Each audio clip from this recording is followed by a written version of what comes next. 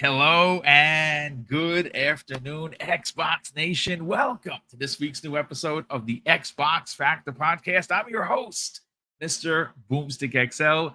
And how the heck is your Tuesday? Mine is going great. And I'll tell you why, folks, because like I'm a transparent piece of glass, the wash is done and folded and put away.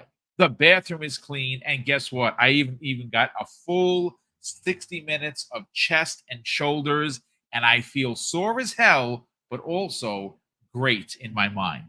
On top of that, I'm still reviewing Forza Motorsport, and what can I say? What I'm going to do, folks, and get some of the show notes out of the way, if you will. This Thursday, there is going to be your traditional X Vlog live at 12 p.m. as you've come to know and accept. I'll be sitting down with Mav from Fun Speculation. I'm writing that show as we speak. But what I'm going to do is at 11 a.m., I am going to be doing a solo show, doing my official live stream review of Forza Motorsport. I'll have my actual gameplay that I have been recording. I'm going to put that 1 hour video together before obviously the show. I've already started writing my review traditionally, but I'm not going to do a traditional 10-minute video because it's too much production.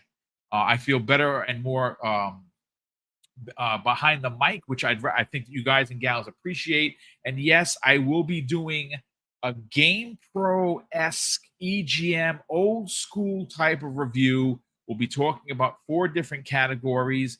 We'll be talking about graphics. We'll be talking about sound. We'll be talking about playability. And of course, the options for gamers of all shapes and sizes, and we will do it that way. And of course, I will, at the end of that particular podcast, give you my ultimate score. Whether you agree, you disagree, that's entirely up to you. But it's going to be a fun 60 minutes solo show with me talking about my time with Turn 10's Forza Motorsport 2023. But let's get into the introductions and welcoming back a very opinionated man. I cannot wait to hear his personal take on, of course, Daniel, what happened with Jim Ryan. We are on kind of the same side. And you know what, folks? Tomorrow evening on Primetime Gaming, we're really going to get into the minutia of what this means for PlayStation. And I'm here to tell you, folks, it's not looking too good. They are not the same PlayStation that they were 5 years ago. They are certainly being left in a position where they're not going to see the same kind of success as they did when Sean Layden, which, by the way, was thrown out like yesterday's old trash. I loved Sean Layden's approach to the PlayStation community. He was PlayStation, and he was shown the door in the most inappropriate way, and we didn't hear from him for almost about a year. He left PlayStation in a really good way, and we were talking about it, Daniel. Yeah. How are you feeling, brother?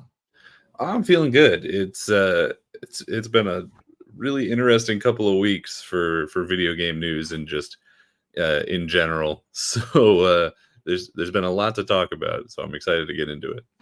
Yes, and folks, if you're wondering, this is the crew. This is the new crew Motorfest. I happen to really dig it. It's very Forza very Forza Horizon 5. Some things they do a pinch better. Some things they don't. Obviously, I'm still a terrible driver. You will see that momentarily. Infinite Umbra, my brother. How's everything? How you feeling? Welcome.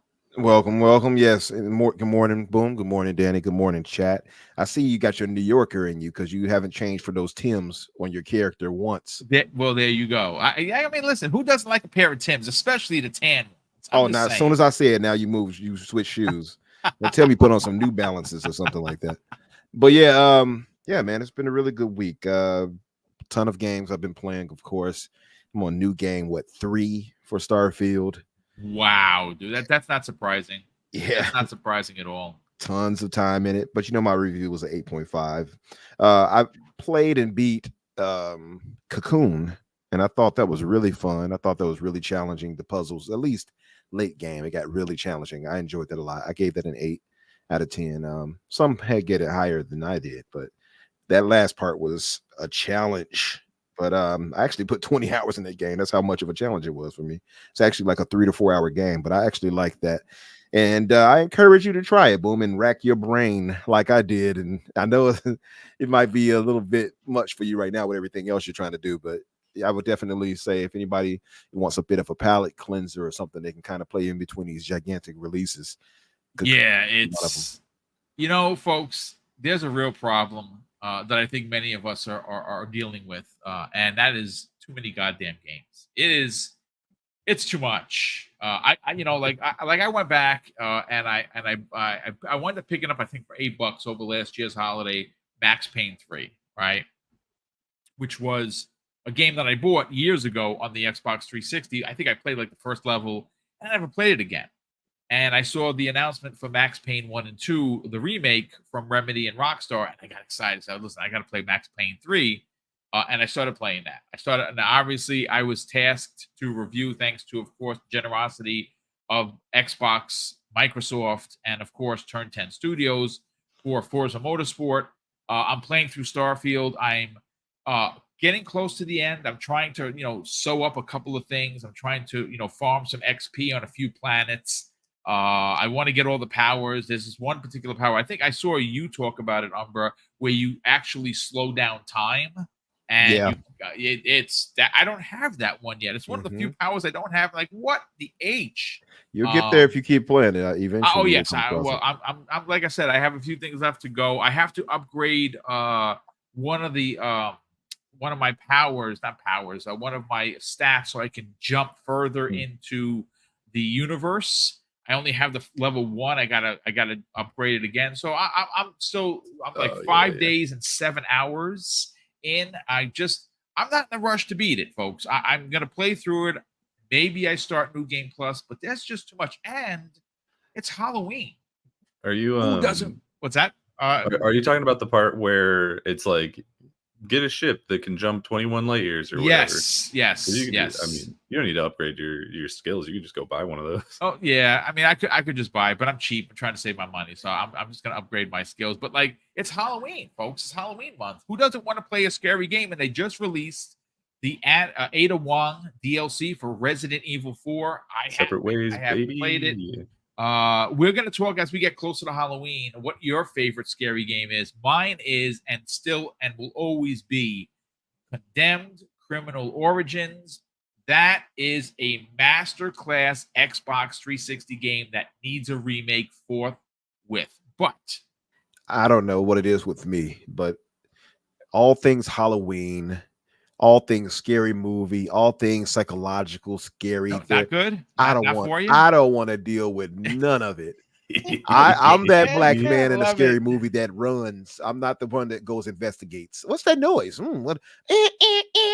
Dead. Yeah. So what you're saying is you're not like the silly knuckleheads that just go, hey, what is that noise? What's that noise? What was Jimmy's gone? Sound? Right.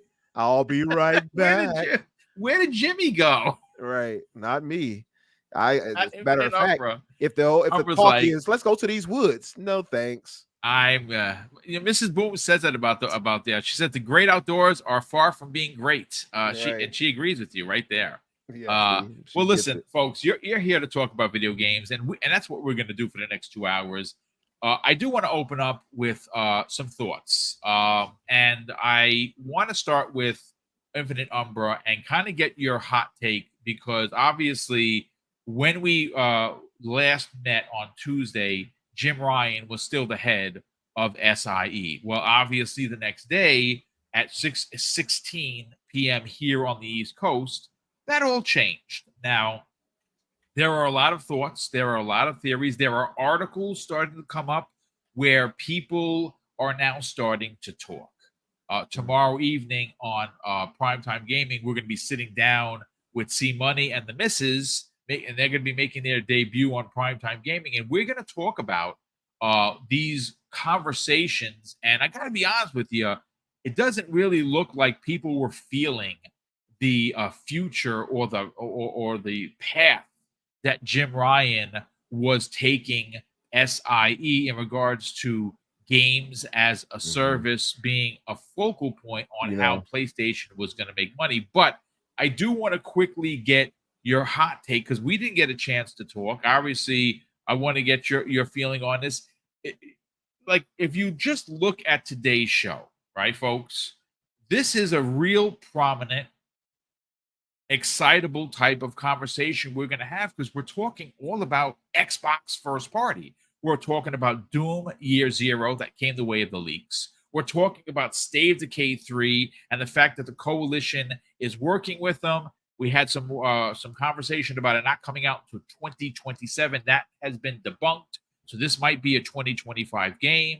We're talking about Avowed officially listed on Steam. That is a big deal. And Fable is playable. And your boy here got a chance to talk with one of the developers behind the scenes and get the definition of exactly what Playable State means. I will be breaking down exactly what they told me. But of course, they will stay anonymous because, well, that's what we do here. But let's get your hot take, Infinite Umbra, on Jim Ryan's removal, retirement, forced or otherwise, should I say? The thing is, for me, Boom, and me and Danny talked about this, and me and Danny, we did this solo this past week, right? Yeah, it was just me and you. That's right.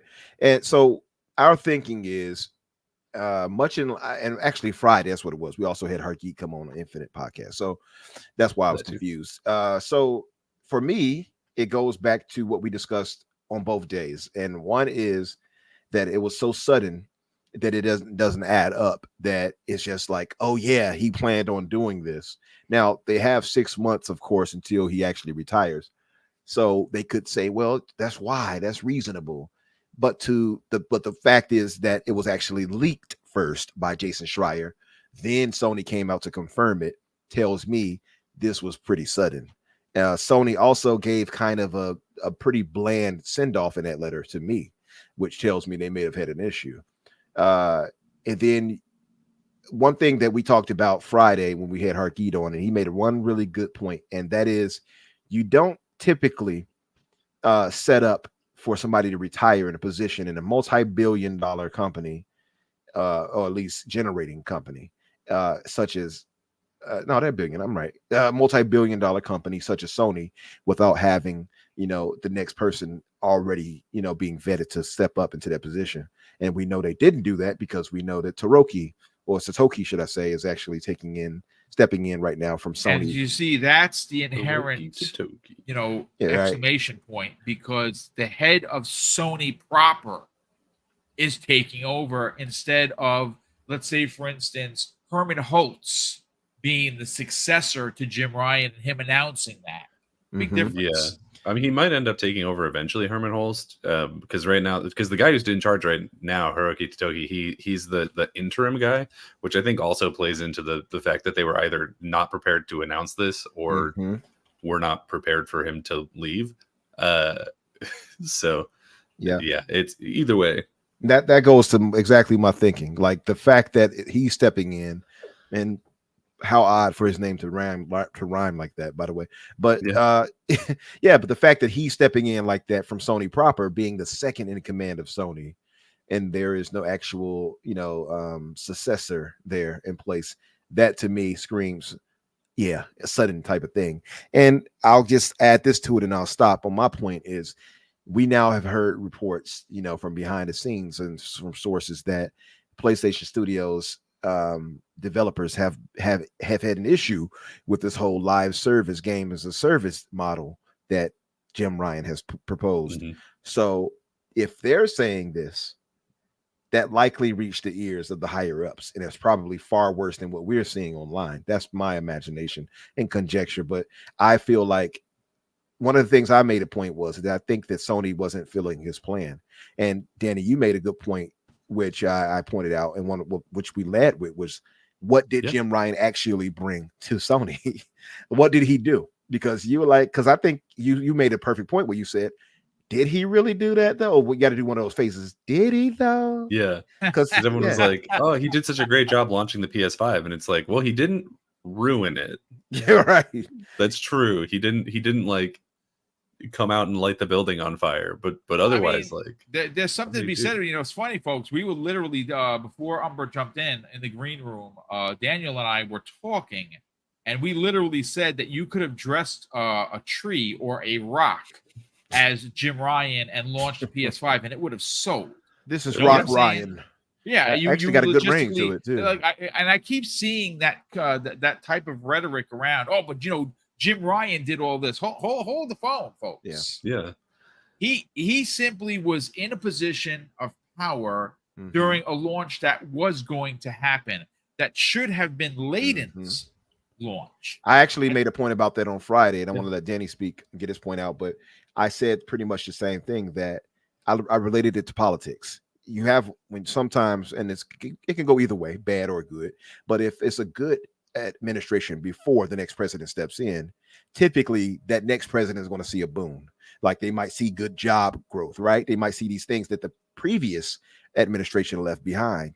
This is much the same situation where Sean Layden already had these things laid. Most of these games that came out were already well in development by the time he took over in 2019. So, like Danny said, could we credit him with that? No, that was before his time. You know, like you said, he just didn't fumble it. But that's my thing. yeah. I mean, I think for the PS5 to be, I think for the PS5 to be successful at launch, like the only thing that he had to do was continue putting out the games that were already in development, and then like not destroy the box. You know what I mean? So really, I don't think the success of the PS5 thus far is as a direct result of Jim Ryan. I think it's just sort of carryover from the PS4 generation. And in fact, we're starting to see those sales numbers sort of fall off, because this whole year we've been seeing reports from IGN and Bloomberg and everything that PS5 sales have fallen behind PS4 sales. So clearly they're doing something that isn't holding up to the way they were doing it last generation. Yeah, I mean, another thought I had too. If it wasn't Sony pushing them out, and one of my other speculations is like Emil just pointed out, it said he sounds more like Jim quit. Maybe his vision was that we're going to do this games as a service thing, and Sony were like, we're not really feeling that. Then they're hearing feedback from the devs, and they're like, we want to go another direction. He's like, oi, I want to go this direction, and they're like, no. And he just said, I'm out. And they were like, sayonara. I'm sorry. I mean, there's something to be said. And again, folks, listen, this is a finite point that gaming media has not decided to talk about because they're scared to move against Sony in any way. That's a fact. The fact that we're getting Kotaku of all places, like pro Sony Inquirer level writing, right? The Inquirer ragmag writing, and that's you could find at Kotaku, is dropping stories about these unnamed developers now starting to talk about why Jim Ryan left, why it's a problem, why Sony as a whole isn't prepared for the next what the future of what PlayStation looks like. Folks, I'm here to tell you, outside of the workhorse, and I mean workhorse, that is the Spider-Man dev and Insomniac, Spider-Man and Wolverine. Now, Wolverine, not next year, 2025 holiday, probably, hopefully.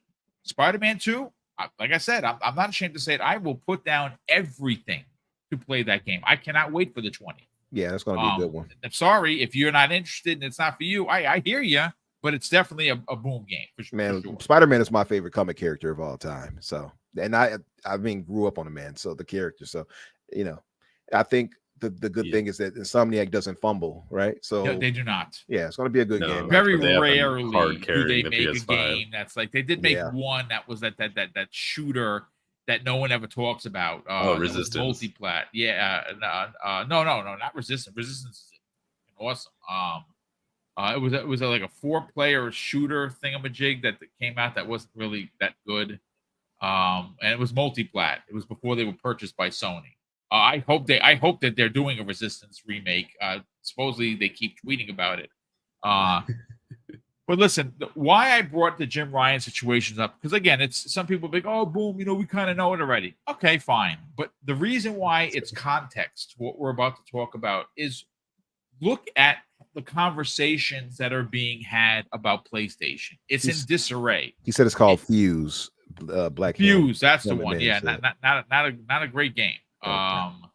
But I mean, is it safe to say publicly that Sony seems to be in a bit of a tailspin without being considered a bot, right? Like, is it just me, or did anyone see those two shows that were complete trash? In some ways, you're right. No, in some ways, you're right. But we can't say it, right? It's one of those things where it's the wrong messenger for this. I guess, but I think we that need we're Mr. all Bad pretty fair-minded community members, and I don't think Yeah. I've ever seen any of us console war. Right, like you never see me shit on a Spider-Man game or Horizon. No, I've always been like, yeah, I'm it won't here for matter if you prefer Xbox. You're a bot to them. That's all that matters. that's fine. That's true. fine if that's your opinion. And again, if you're a Sony guy or gal, you're welcome here. Have a conversation as long as you don't curse and and start bullying. You're welcome to have your opinion. That's perfectly fine. Be careful though.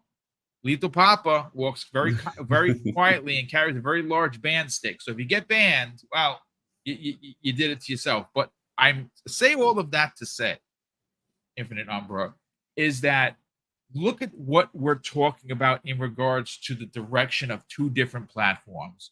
One is currently in first place by a stout amount of consoles sold, but that first place position is slipping. I see it. You see it. Daniel sees it. The community sees it. I'm sorry. Jim Ryan saw it. Well, Jim Ryan probably saw it, and that's why he said he got out of Dodge. To get those games out of service. I think that's why he did what he's doing there. I think that's right. But I think it's really telling that he retired right before his vision for what PlayStation is started to actually come true. Yes. Like I think that there's a very good chance, and we're already hearing about parts of it on the back end, that it's just not working out. That like his version of what PlayStation is been a very hard and awkward transition to this live service thing. And I think it's because they did it, one, way too late, and two, way too hard, right? Because this idea of them switching like 60% of their funding to live services by, I think it's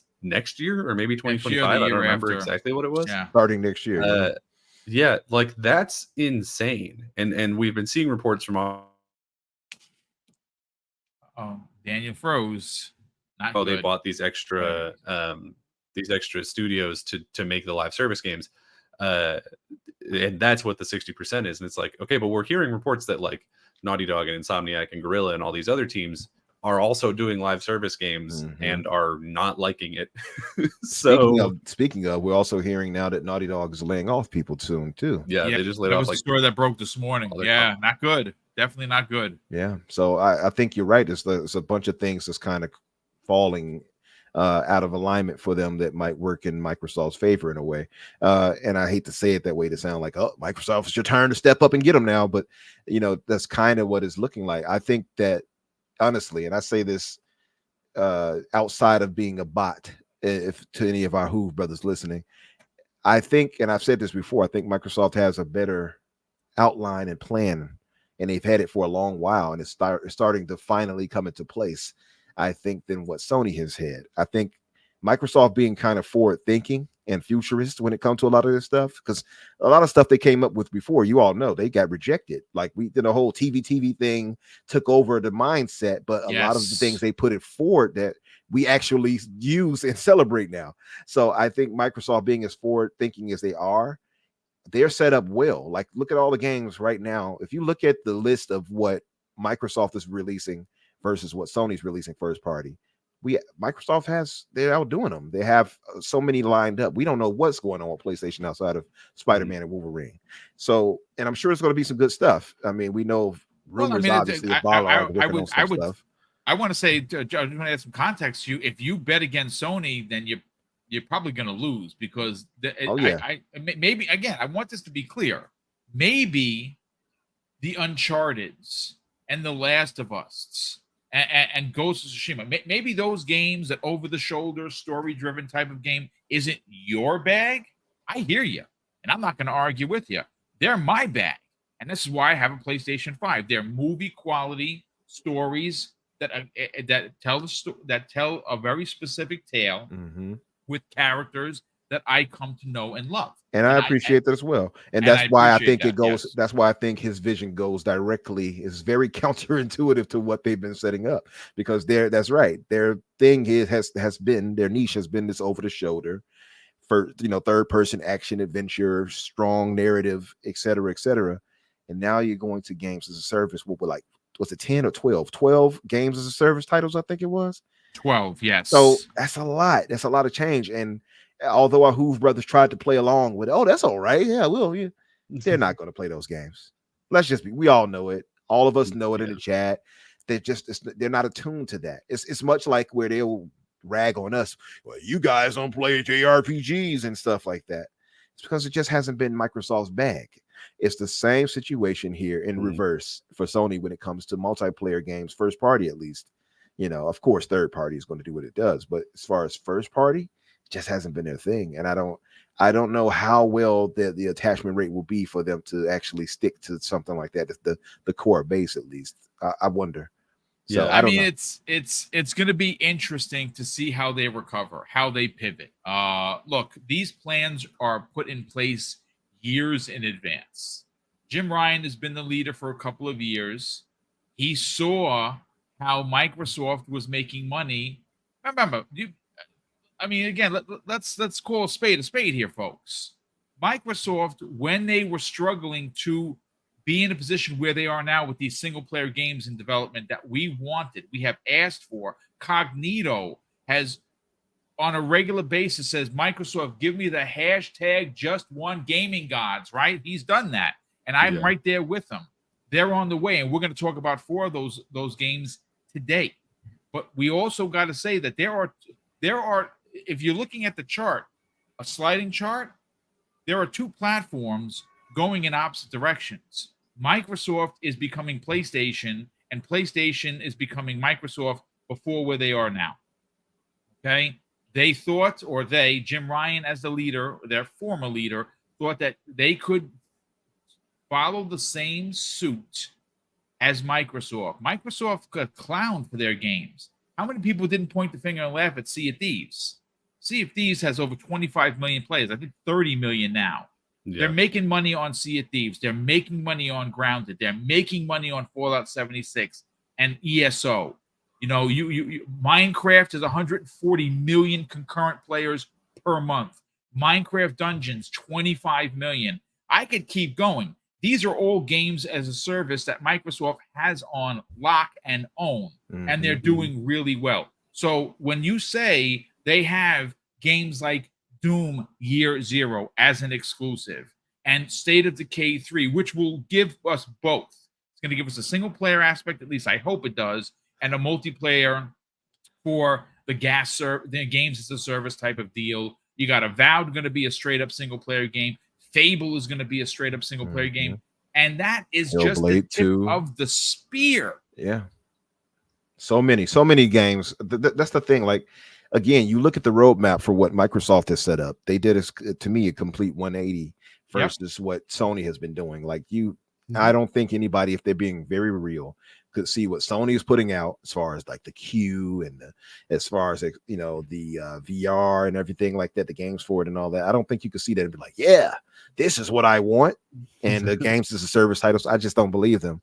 They'll lie and say this is what they want, but this is not what they want. I think if you look at both companies, Microsoft has set out such a great outline of games, and they on the games they've shown look great. And I think that you would have to really be entrenched into those stables to sit there and deny this, honestly. And I'll say this. You said stable, sir. You heard that, right? I hear you. Okay, you paying attention. You paying attention. But the last thing I would say on it is that we also hear now about the cost of these games, and which has become a really big thing, right? Yes. Now Microsoft to Xbox's help, for their what's the word? Not help, but to their benefit rather is stacked with cash, so they can afford to put some of these games out like that before it hurts them. Sony doesn't have that luxury, so I wonder how long it's going to be before that really comes back to hurt them, or how they'll have to try to, transition their games and such like that. If they'll have to make them smaller, what will happen because of that? Will it be less games, first party, et cetera, et cetera? Well, and that's sort of the risk of this live service bet is, I think the reason that they're doing it makes sense, right? Like PlayStation needs to have these multiplayer titles. They need to have live service titles that are their own, that they can rely on for that continuing income. But the problem is, because like the reason that they're doing it, right, is because the people keep saying that these big budget games are not sustainable, and that's true, right? Because if you put $200-300 million into the production of a video game and then it doesn't pay out for you, then that's $300 million down the drain, right? Yeah. And so far they've been really good with that, and I think that that's to Sony's credit. Their first party first person games, do really well, right? Like when they put those games out, they perform very well. And the problem is that now they've sort of made that their bread and butter. They've cut out their second, like there's 2 AA studio level, so they don't have that to like support them. It's just these huge AAA games that cannot fail, or the company will be very much hurting. And then now we're also trying to do these live service games, and the problem with that is that the majority of these live service games will either fail to find an audience completely, or will be shut down very quickly just by nature of live service. Like the problem with live service is everyone wants a piece of it, because if you get one of those games, then you make tons and tons of money. We look at something like Minecraft or a Grand Theft Auto Online or a Fortnite, right? But there's only so many of those that can exist in the space at one time and actually do well, right? Because people only have so much time, and usually people are only really committing to 1, maybe 2, at the most 3 of these live service games at any one given time. And I think that the majority of those people have already sort of chosen which one that's going to be. So it's not just about putting out a good game. At this point, you have to put out a live service game that is going to remove people from Fortnite, that is going to remove people from Grand Theft Auto Online. And that's a very hard thing to do. Like, I think the second we saw something like a Foam Stars, we were like, this game is dead in 6 months. Like full stop. 6. These servers are shut down in 6 months. You'd be lucky if it makes it 3, brother. Because I'm honestly, sorry, probably. It's not. I don't think anyone has asked for a Splatoon ripoff. I just don't think anyone has asked for that. No. The minute I saw people surfing on these suds, I was like, "Yep, okay. This is not a good look." Yeah. Look, what I want to do is I want to transition folks into what we're here to talk about. That's Microsoft first party games. That's Xbox first party games. That is what we as gamers have been asking for. And the first one I want to talk about specifically is one that made the rounds. Now, if you're not familiar, they have something called ArtStation. ArtStation is usually where a developer puts some information out there where of titles that they're working on. So what happened was, one of the developers that works at Undead Labs had put that they in this ArtStation that they are expecting to release State of Decay 3 for 2027. Now, immediately the naysayers like, oh, the game is in development hell. Well, that has now been debunked by the one and only Jez Corden of Windows Central. That is not true. Okay. It is not coming out in 2027. It's going to come out well before then. I'm thinking 2025, personally. Now, I could be 1,000% wrong, but that's what I think they're aiming for. Now, if you guys and gals remember, on December 7th of last year, just as we were closing out the year, we got information that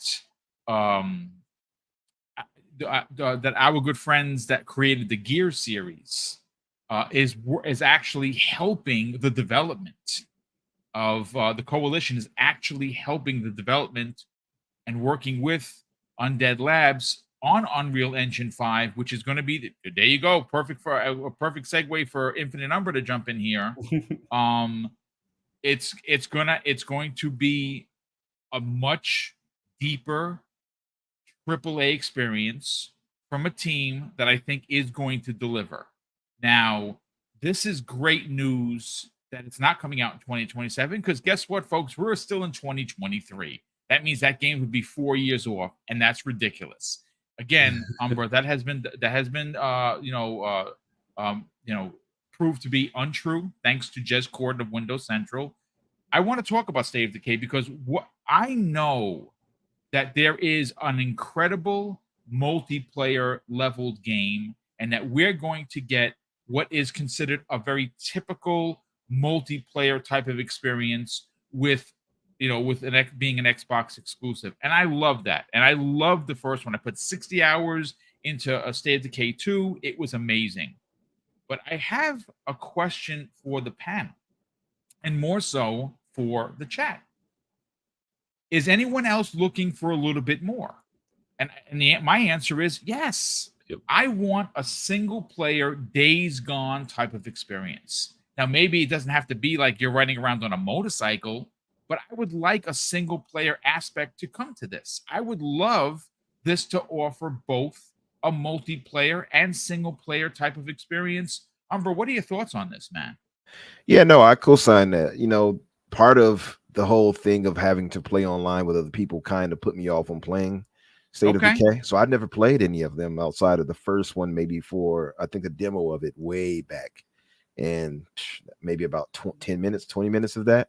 So I never really gave it a chance. And so that's my fault. But, and I've heard from friends, they're like, oh, no, it's really fun. So I didn't give it the chance it deserved. Yeah. Even to the definitive edition and such, I thought about getting on it. But then here's that old problem.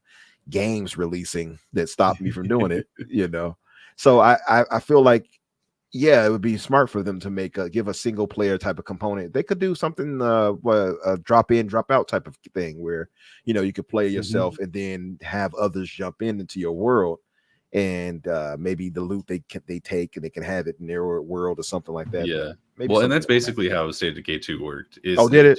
Yeah, to be clear, the State of Decay 1 and 2, you could play them single player. You could, which I did. That's how exactly how I played it. Yes. Okay. But they didn't have like a particular campaign. It was very much just like, I mean, there was a story, but it was kind of just a surface level thing to be like, hey, survive and build up your crew and like do that stuff. Right. Yeah. And then eventually, I think in the first one, you like left town, and that was how you won, and you like basically prestiged that map. I see. But yeah, so you could play a single player. It just was, I think, probably more often played multiplayer, especially State of Decay 2, because State of Decay 2, if you remember, launched pretty rough, especially its online services, just did not work very well. Yeah. So hopefully that doesn't happen again. I think of one of the zombie games I played recently, Boom, and I'm pretty sure you would co-sign this with Dead Island 2. Oh, man. And that right there was super fun. I still need to get a co-op person to run through there with me so I can get those achievements, by the way. But yeah, if something like that, we definitely, hey, I'm down. We gotta do that. I'm down for that, because that game it's going to be in my top 10 of the year. I think it might be as my own mine as well. And that's saying a lot, because it's a lot of good games. It's actually a really damn good game. But I don't think enough people gave it a chance. But I would say it's too this. good for its own good. I guess that's the best way. I think people underestimated it, and it had a trouble development. So I can see why people were like, but no, it actually turned out really good.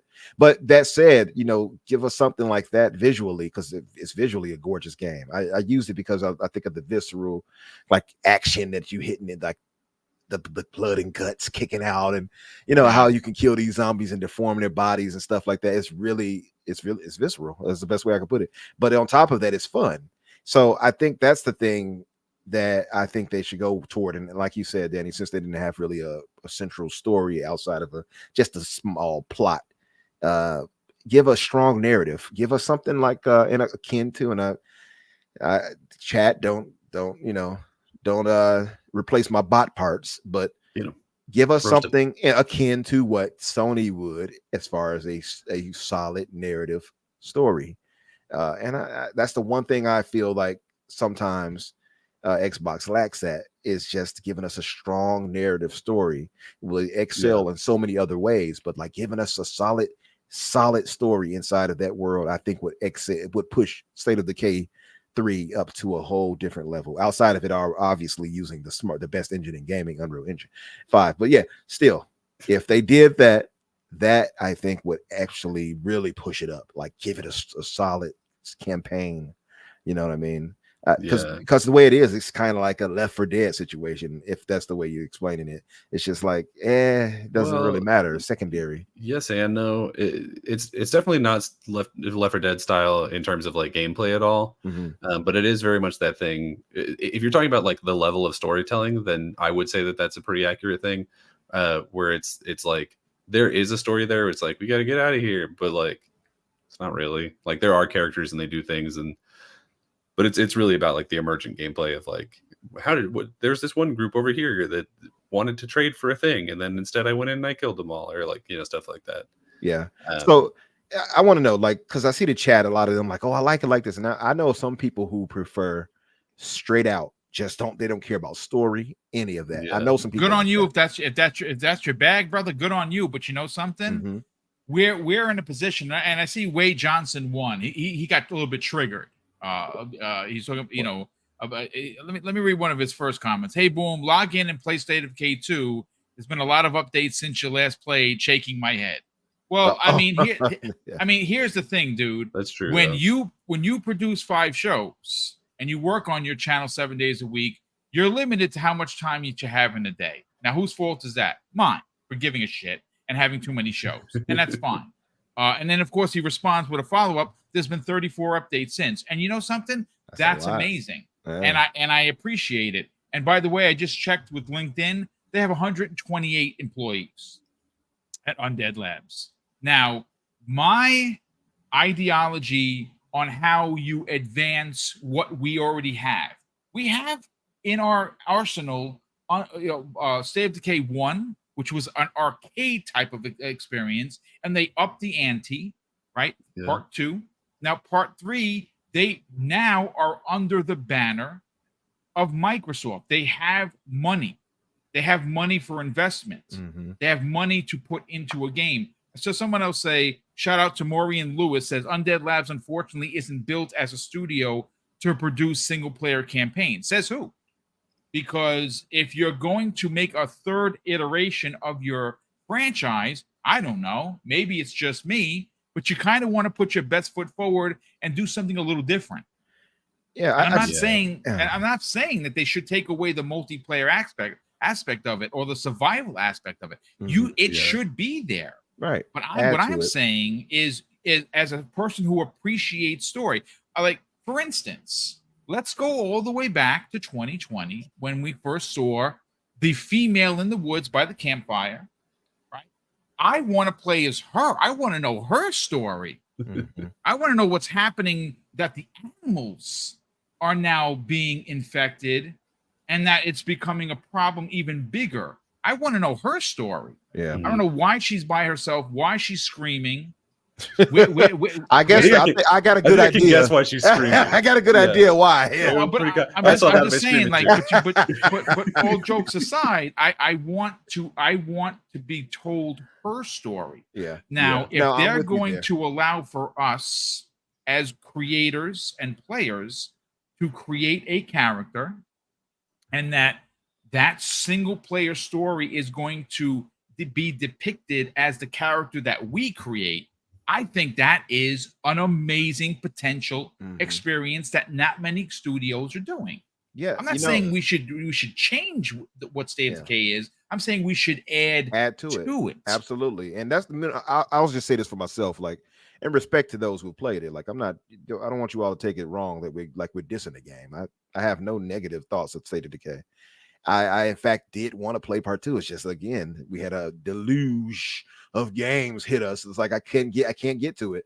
So my thing is this: I personally cannot get into games like this just online only, just only online, just run around online only and kill people or kill things, and that's it. I personally need some motivation. I need a narrative. I need, that's the way I am. So, like, for instance, the only games that kind of get past that for me is Halo, but Halo gives you a campaign.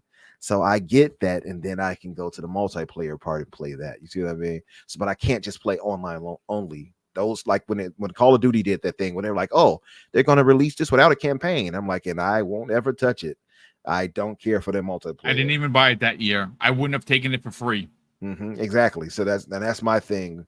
So it's no shade to the game. I'm just saying that's how I personally see it. Like I would like if they were to evolve it, I think, and add a solid story to it. I think that could make the game go that further up. Like I'm sure there are tons of people who love it the way it is, and I don't want to take that from them. Well, because I think the separation between what you're saying and what some people are probably hearing is you can add a story to that game without making it like fundamentally a different game. I think the confusion. Yes, I agree. Because we were talking about like, yes, you should give it a story like a Dead Island or like a Days Gone, and like those are very, very different games.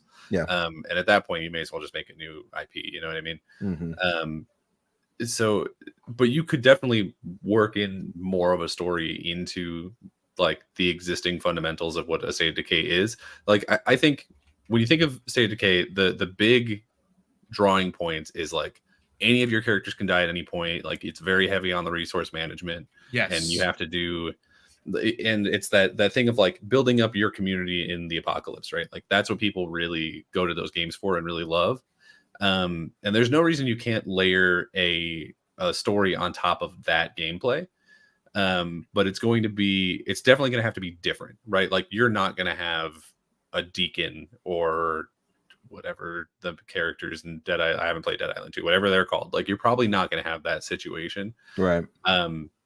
But if you just take the existing stories that are in the State of Decay games and sort of make them more important, I would say, like have them maybe not even like cutscenes, but have them like actually do more interesting things. Because really in State of Decay 1, because I didn't finish 2 to be fair, but in State of Decay 1, the story is basically just like, oh, we were out camping and then things went bad. And then we went to you go to the town and you build up a camp there and then you outgrow it. And eventually you just like look around and then find like the things you need to get out of the town. Get out of the town to another that's pretty much place. What it is. Yes. Yeah. And I think that's more or less true in State of Decay 2 to my understanding is it's pretty much that. I think there's slightly more story where it's like, there's also like something with the military and then you have to figure out like the plague hearts or whatever, like there is an aspect of story there, and so I do think that's the direction that they're going.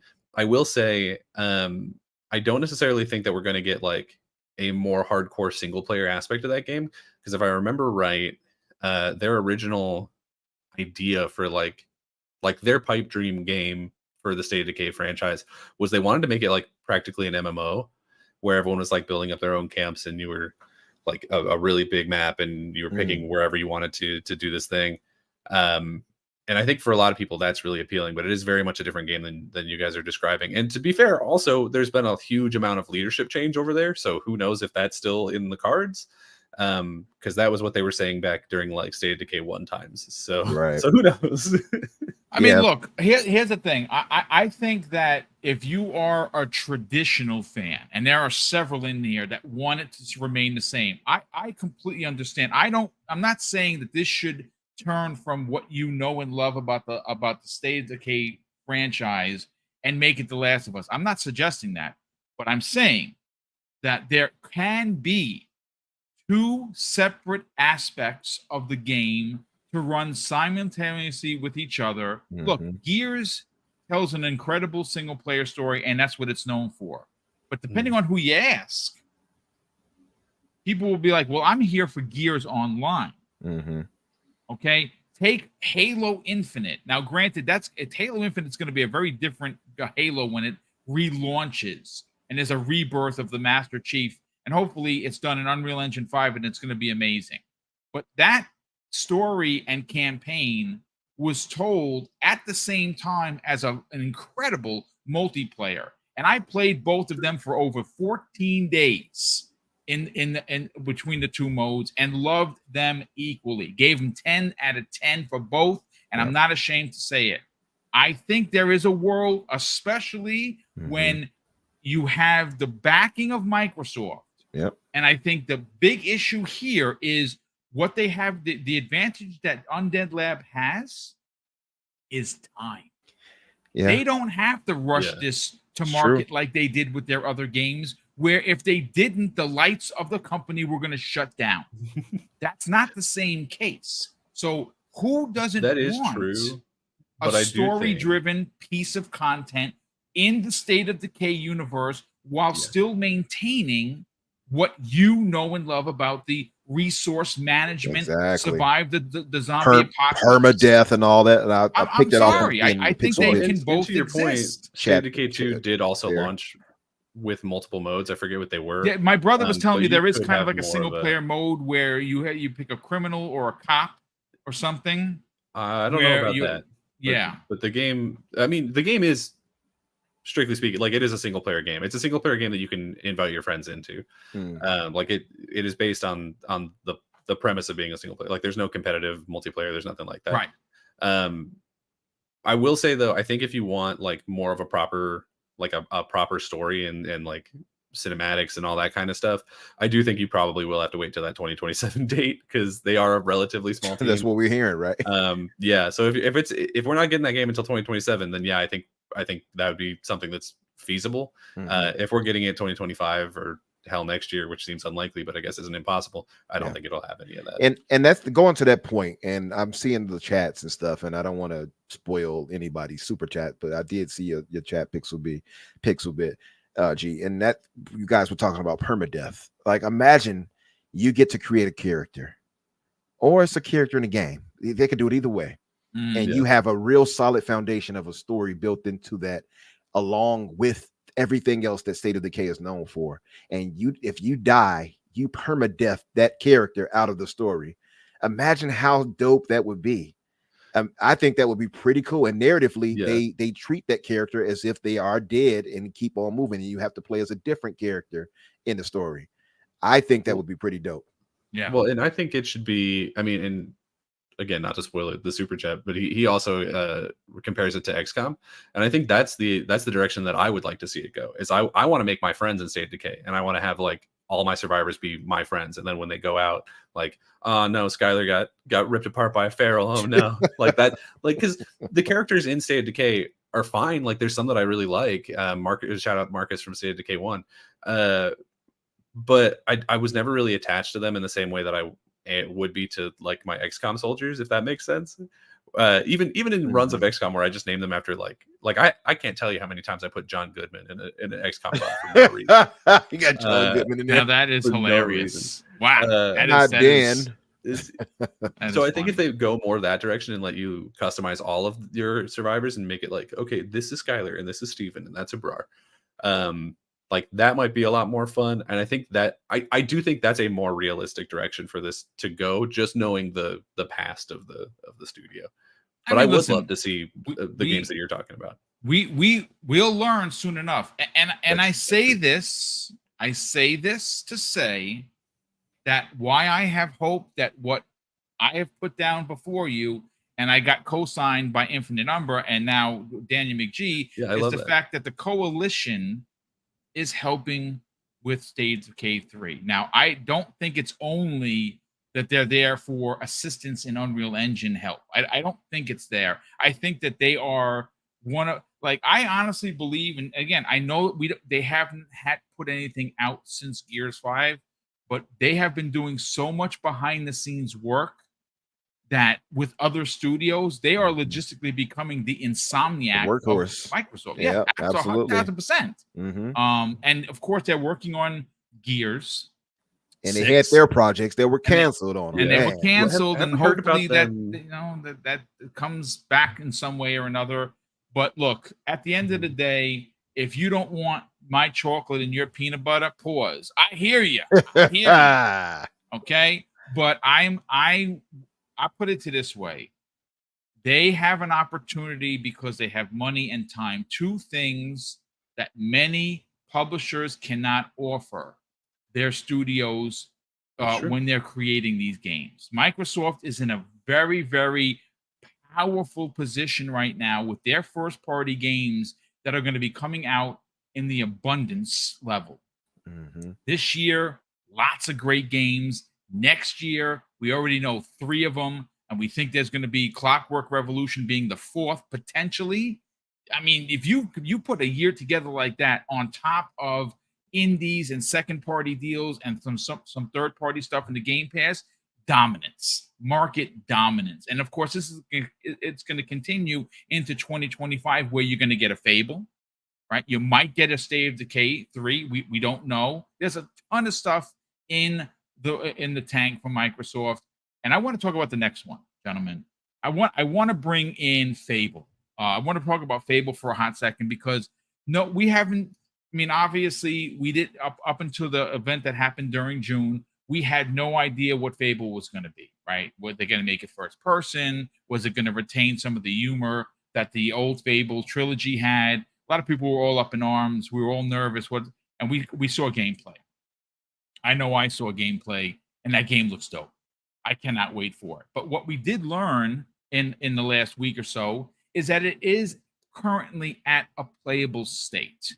So I'm not a developer, folks. What the hell do I know about what playable state means? So I reached out to a very good friend of mine who happened to work on Fable, and I wanted to get what their definition, what's the definition of playable state. And this is what he said to me, folks. A playable state essentially is the game systems like movement, locomotive systems are done. Quest designs, UI are all in there, so that they probably have to organize it into a cohesive start to finish. So the game is playable. Basically, they have to put the pieces together. Now, Fable is not coming out next year. I'm very sure of that. 2025, though, holiday 2025 seems very feasible. This is a game, Umbra, that I think is potentially going to once again hit that zeitgeist kind of appeal. Like, it's an RPG. It is an iconic trilogy that most people equate Xbox with. Started out on the OG Xbox, made its way to the Xbox 360, and we haven't seen it since. What we saw in June got me very excited. The game looks dope. And yes, we did see actual gameplay. Now, I'm not sure what other people were suggesting there wasn't gameplay, but maybe you need to watch that conference again. I want to get your take on this regarding the playable state. Do you think we are closer or further away to a release of Fable? Well, the more we hear about it, the further away I think it sounds like it is. Like before, I was like, "Oh, we might get it next year." Hell, I even said that we would. And then the more I hear about it, like, "Oh, they just hired a writer." It's like, "Oh, that's not what I want to hear." Well, the guy from Larian Studios, one of their head producer. producers of Baldur's Gate 3, exactly, Game of the Year, has now joined Team Playground Games and is assisting. That's a W. That's a W. Let's eat that. An absolute massive W. Absolutely. So my thing is, I'm happy for that. I'm happy to hear all these good things, and they got supreme talent on here, so we know that. What we saw there, listen, none of us thought that was gameplay at first. I'm like, where's the gameplay? And then the developer come out like, that was gameplay. I'm like, what? So what you talking about, Willis? No, so I'm thoroughly impressed by everything I saw with Fable, and I'll go a further step. Boom, like you said, this could be a zeitgeist game. Fable should be a zeitgeist game. There's no way in the world this game, that IP rather, should have been in languishing in obscurity and nothingness for all this time. But I'm glad it's back.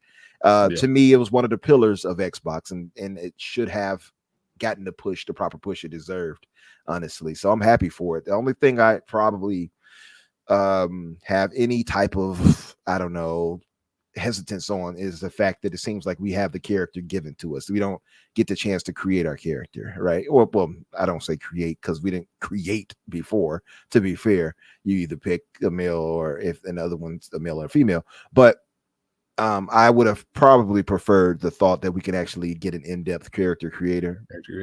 Something like there that. might be one. I think minimally we'll be able to pick a guy or a girl, but I think there's still there's still a chance that there's a character creator, and that was just like the one that they showed for like trailer purposes, right? Because like there's a very specific way that V and Cyberpunk looks in all those trailers and all their promotional stuff. But there's still a character creator, you know what I mean? That is true. So I don't think it's off the table. I do think it is more likely though that it's like, are you this guy or you or this girl? But also at the same time, I don't know if you're gonna go that far, then you should also be able to be like, are you a white guy? Are you a black guy? Are you like you should be able to? I at that think point, just what make we a character saw creator. was their character that they made. I think it's gonna. I mean, it's an RPG, right? So it's safe to assume that you're going to be able to make your character. I wish they would have been more clear with that. Yeah. But they haven't as of yet. I don't know if that, like you guys were saying, if that's on the table or not. But I would imagine this is going to be a full-fledged RPG, and I would imagine, again, I'm just taking a stab at it in the dark here, you will be able to make your character so you can tell your Fable. Yeah. And like I was saying on past games, did you cut out for me? You cut out. Oh, you okay? There you go. I was going to say I think past games, like I said, if I'm not, it's been a long time since I played Fable, but I'm pretty sure you didn't get the chance to create your character necessarily. No, right? you picked like a hairstyle and I think maybe a skin tone. That's what it was. Okay, yeah. It was very, very. Your choices were limited. Yeah, that's what I'm thinking. So, and a gender, obviously. And a gender, exactly. But so if they actually go out to allow for that, that'd be pretty cool, I think. But man, no, I'm excited as hell for Fable. I just don't know when it'll land. Like I said, if the question was, do I think it's further or closer? I think it's further. So I'm going to say 2025 doesn't seem like it's impossible. It'd probably be in the fall. Like late. Yeah. Holiday. You don't think holidays is a possibility? Holiday 2025. Yeah, it'd be late 2025. Yeah, that's why I see it as holiday 2025. If not that, then the next year after. So, and listen, I'm one of those the thoughts. I'm of the thought now, like they have so much coming. Pause that they don't have to, they don't have to get this game out anytime soon. Give them all the time they need. There's no rush. That's the beauty of that's the only rush is that I want the beauty of Xbox Game Studios right now. There is literally no rush. Want mo. You're right. I say FOMO, but I meant that's misplaced. If want mo, we want the game. That's what it is. That's the only. Yeah, I just need it. Yeah, I need that. But yeah, like. I don't know, man. My thing is, I trust Playground. Like it's a thing I talked with people before in spaces I've been in. They're like, well, you don't know it's going to be good. It's like, do you say that when you think of Insomniac? Do you say that when you think of Naughty Dog? Do you say that when you think of Rockstar? No, you don't. And it's because the pedigree is there. So the same thing with Playground. Well, this is their first time doing this. Well, that was the first time Sucker Punch moved to the Ghost of Tsushima, didn't it? Isn't it? But what about the Killzone? It turned out a good game. Absolutely. The Killzone team was only known for Killzone. And like I said, maybe Horizon isn't your bag, but Aloy and that franchise is probably my favorite new IP of PlayStation. Now, I didn't care so much for 2 because I was glitching and bugging left, right, and center, and it really turned me off to the game, and I never went back to it, right? But the first one, unbelievable. Absolutely astounding how great that game was. Yeah. So why can't Playground Games, who is notorious, all they do is win? That's it. Could we be fair here? It would have been that statement would have been 10 times better if you'd actually sang the DJ Khaled song with that. All they do is win, no matter what. I have skills like that, brother. I'm with you. But I'm not a good singer. I'm with you though. But like, I love what they did there to have for Horizon come out, and it's a stunner. Like, it's a beautiful game. But I would say, if I had to pick out the best new IP that PlayStation has put out, it's Ghost of Tsushima from Sucker Punch. Yeah, I was just blown away by how professional and polished that game was. I platinumed that game, dude. Same. And now until they added the DLC now I'm behind. But my thing is, like, give these studios a chance. That's why I was saying, like I even said before, I would have liked for 343 to get a chance to make something else. I would like for the Coalition to make something else, and they were, but now we're denied that. Maybe after year 6, we'll see. But like, give them a chance to put that out there and do their thing. And I think the Playground is going to, if people give them the chance, and I think if Microsoft gives them the proper time, they got the talent there. Just give them the time, and we're going to get us a stunner. I think it's going to be close to a masterpiece, personally. I agree. Daniel, let's bring you in on the conversation. Yeah. Obviously, Playable State, from coming directly from a developer who worked on the game, is a big deal. I'm very proud to actually say that I actually know a few developers that worked on Fable, and that's pretty cool. I don't know. I don't have any deets, if you will, outside of me asking exactly what I asked. What the hell does Playable State mean? How close are we to this game? They just basically told me what a playable state definition is, which is what I explained. Yeah. I'm still thinking holiday 2025 because you got to remember, folks, we're not even in holiday 2023. I think that it's fair. I said it before. I think Microsoft Game Studios is in a very, very unique and powerful position in gaming because they don't have to rush. The last thing anyone wants, even though I put 51 hours into it and enjoyed the shit out of Redfall, nobody wants another Redfall. And I don't think you will ever get that again. I think we're safe to say that they saw what happened and they're not going to allow for that to happen again. With that said, what are your thoughts on the playable state versus actual release? Yeah, I think it would have been more meaningful if it was the thing where it's like, oh, he played it from start to finish. Like, I think that would have been more meaningful to me, because playable state could just mean like, oh, hey, we got like this one city built, or like we have one quest that you can play through. Because even we talk about something like Sea of Thieves, and I remember like those old design doc videos where they were like, it's in a where it was playable state, but it was like everything was just like rudimentary polygons and the characters were like little beans with eyes. Yeah. And I imagine that it's not because that's what games look like when they're being developed. Like those art assets usually come together pretty close to the end there. So yeah, I don't know that this necessarily changes the timeline that I was thinking for Fable. I was always thinking it was probably like maybe late 2025, but probably 2026. And honestly, to the point, it is the first time that they are making a game like this, and that doesn't mean that it's going to be bad, but it might mean that they need a little bit of extra time. So like if it doesn't come out until late 2026, early 2027, like I'll still be here I'll still be ready for it. You know what I mean? Like I won't be that upset. As long as the game comes out good. Exactly. Well, I mean, listen, if what we saw in June is any indication of the direction that they're going to be taking, I think there's a lot to get excited. At least for me personally, I'm an old school fan who wants a layer of, because my biggest thing is I want it to be more realistic looking.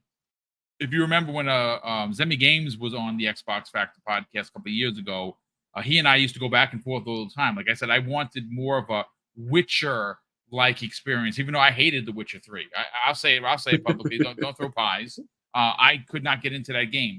I know that there's a game there and it's beloved. I just couldn't get into it. I hated the crafting. I hated that you had to put solvent on your sword to go and fight this. It never clicked with me, and that's fine. Not every game is for every gamer. And I tried it multiple times, and I put multiple 10-hour clips into it, and I'm like, this is not for me. I give up. So that's fine. But he didn't want it. He wanted to kick chickens.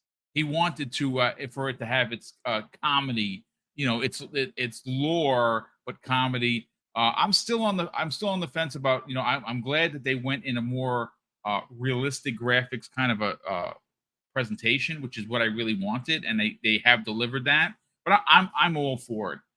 Listen, before we get into the fact that Avowed is now listed on Steam, exactly what that means, folks.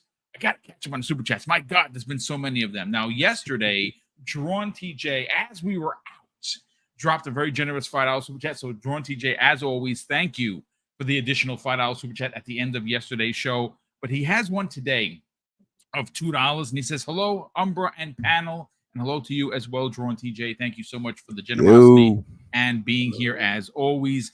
Elemental P, our very good friend, drops a $5 super chat and says, oh my God, Fear 2 in the abandoned school playing at 2 a.m., headphones, lights out, crappy pants.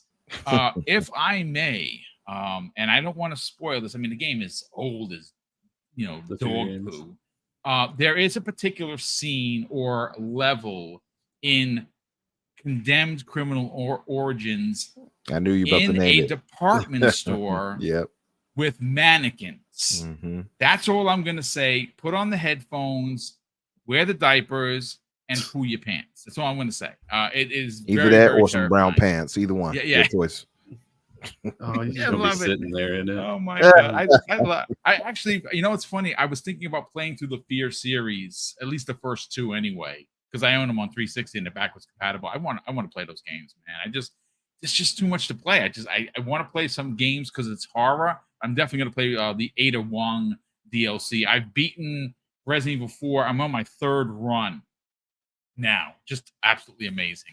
What a year for games. The Separate Ways DLC is really good. It's pretty short too, so you shouldn't have too much trouble getting through it. I think it's like maybe 5-6 hours. Like, it's not bad. 6 hours is what I'm hearing. Yes, and that's cool. I definitely play. That's, I think, perfect. That's perfect because I may want to play through that. I usually run through Resident Evil games multiple times because, you know, I'm a RE freak. Yeah, I mean, they encourage you to do so. Yes, absolutely. We have Pixelbit G dropped a very generous $2 super chat and says Kotaku has reported Sony layoffs but tagged Microsoft. They did at the bottom of the page. They're talking about, because I just read that article like before we started. They're talking about, Naughty Dog is going through all this trouble. They laid off these people. Their co-president stepped down. Factions 2 is on ice and probably like not canceled, but maybe canceled. And then at the bottom, they're like, this comes in the wake of 343 having major layoffs. It's like, bro, that was so homie, that was so long ago. They threw that in there. That's so Kotaku. So disgusting. Oh, they're trash. That's okay. Again, folks, they this also is why threw in a when bunch I of the say more it, recent and ones, I mean it that was the one from the with. bottom of my heart, like literally go down to the bottom and come all the way up. Pause. I say that Kotaku is as good, and I think I'm insulting the Inquirer when I say this. They're on equal playing fields. So if you like the Inquirer, sorry, but that's what a Kotaku article is equates, if you will. Drawn DJ drops an additional $2 super chat, and he says Sony will be bought by Amazon or Netflix or Apple. That's possible. And you know why I hope that happens? I think it'll be Apple. I hope it happens because Spider-Man will revert back to Disney's ownership. And that means that Sony will no longer have the power to keep Spider-Man as a PlayStation-only game because they won't have any leverage with Marvel. That's why Spider-Man exists only on PlayStation. I don't know how quickly or how quickly we're gonna see an MLB situation where Marvel's like, yeah, listen, Disney, we're hurting for money, and you can't sell Spider-Man just on PlayStation anymore. We want this multi-plat.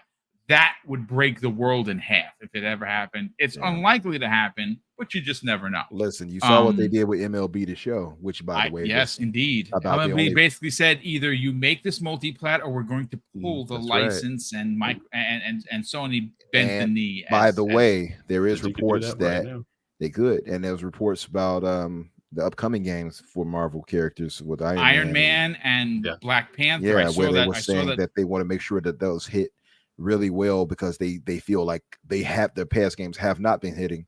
Marvel and Disney could be wanting more money. Right, true, but they could be wanting more money. For their IP, which I wouldn't blame them. Spider-Man is, if you put Spider-Man on Xbox and on PlayStation and on PC, you're going to sell like gangbusters, right? So it probably would sell 20 million copies in the year that it released easily. More than likely, I could see it. We have here Elemental PO. Oh no, I'm sorry. Dean Rivera drops a very generous $5 super chat and says Xbox put out a new gold controller. I peeped it. They're not getting my money. I saw it a minute ago. I was like, it's okay. It's got the ombre fade to black look. It's fine. He said he pre-ordered it already. Good on you, Dean. I have like 30 controllers. I have a problem. There's no doubt about it. As a matter of fact, I'm not even ashamed to say it. I bought every one of the Redfall controllers. That's right. Boomy. That's fine. I loved all of them. They looked amazing. And yeah, I have like 30 controllers, so I'm there with you. He says I expected the fact that I am now a controller collector. LOL. Love the show, Boom. Brother, thank you so much for checking us out. Elemental PO drops a very generous additional $5 super chat and says, remember, State of Decay was always conceived in phases. Part 3 is phase 3 in scope and size. Yeah, Indeed. that was the yeah. MMO one that they were talking about forever ago. Yeah. So it's probably not. I'm probably not getting my single player, and that's fine. You know what? Again, maybe not every game is for every gamer. Not every franchise is for every game. Pixel Bit G. Oh no, Drawn TJ drops an additional $2 super chat, and he says, "I want the Walking Dead show, but in the game." That could be State of Decay 3, but I still want that single player. We have Pixelbit G drops an additional very generous $5 super chat and says, State of Decay is not a co-op game. It's a single player based builder simulation game. You can add a story, but it's closer to XCOM in play due to the permadeath. Yeah, I had a character that was really beefed up and he got killed, and I was mad as H, let me tell you. Now imagine if they have that with permadeath and everything like that, but it's actual like solid story and character building and all that. So ridiculously good. So much I like it. I like the path that the bricks you're laying down on this path. King Webb drops a very generous $2 super chat and says, Escape from New York would be Days Gone like. Escape from New York with Snake Plissken would be dope. Yes.